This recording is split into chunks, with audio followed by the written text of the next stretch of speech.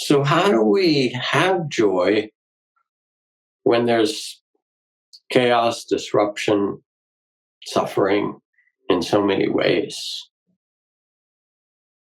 Yeah. What I've seen in going into refugee camps is they don't really want you to be depressed. They have enough of that on their own. They're not looking for people to come in and be frightened and worried and depressed, but actually to come in with an uplift, possibility, and joy. I think about my dear friend Wavy Gravy, the cosmic clown who half a century ago at Woodstock, after a rainy night, following a lot of the great rock bands there, got up on stage and early in the morning and said, what I'm envisioning in the mud of it all, what I'm envisioning is breakfast in bed for 450,000 people.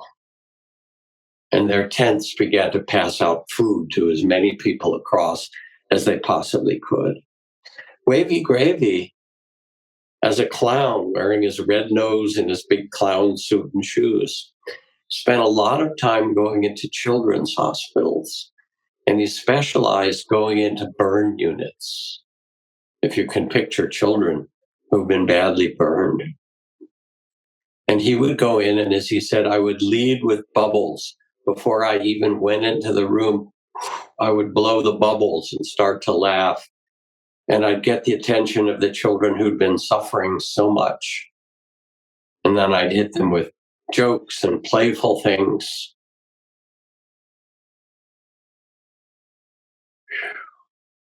We need each other. We really need to remind each other, as we did in that meditation at the end of Joy, that there's something immense that we're a part of. And that suffering is not the end of the story, it's the beginning of the Four Noble Truths. That we don't have to be so loyal to our suffering. I went out for the demonstrations on Saturday.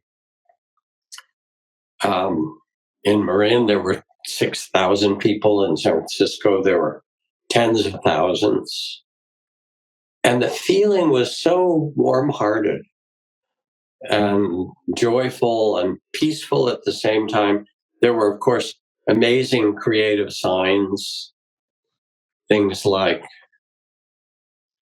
it's so bad, even introverts are here. Or, I'm not a sign carrier, but holy fuck.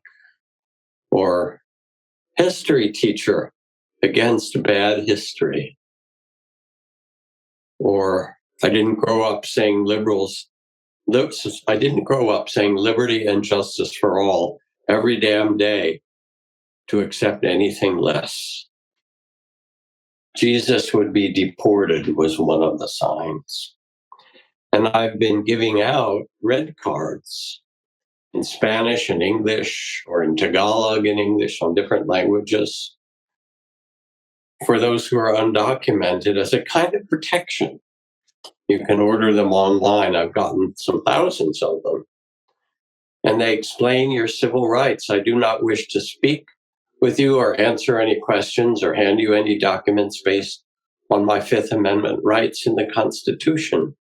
I do not give you permission to enter my house based on my Fourth Amendment rights under the Constitution, unless you have a signed warrant with my name on it. I do not give you permission to search any of my belongings. I choose to enjoy and exercise my constitutional rights, and they're kind of a protection card. So here we're talking about some of the difficulties that are happening. And then you have Howard Zinn, the great historian, who says to be hopeful in bad times is not just foolishly romantic. It's based on the fact that human history is a history not only of cruelty, but also of compassion sacrifice, courage, kindness. What we choose to emphasize in this complex history will determine our lives. If we see only the worst, it destroys our capacity to do something of benefit. But if we remember the times and the places, and there are so many where people have behaved magnificently, this gives us the energy to act and the possibility of sending this spinning top of a world in a positive direction. So is joy okay? As I again quoted from Wendell Berry, our great farmer poet, be joyful though you have considered all the facts. And I love looking at the book of joy of the Dalai Lama and Desmond Tutu. And there they are in their conversation. And they meet together, these old friends. They said, we laugh more easily and we cry more easily and we connect more deeply. And they got together, all the cameras are there.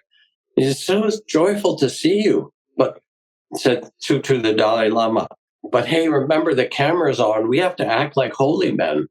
And they both broke into gales of laughter. And then Tutu started teasing the Dalai Lama. All these people come to see you. You get more people than me. They come to see you, and you can't even speak English properly. What's the story? And they tease each other. But in the end, their message is to say, do not let the heart be colonized by fear, by hate, by confusion. All that's happened to the people of Tibet, in apartheid in South Africa, the enormous suffering. Why should I let them take my happiness, says the Dalai Lama. Why should I let them take over my heart?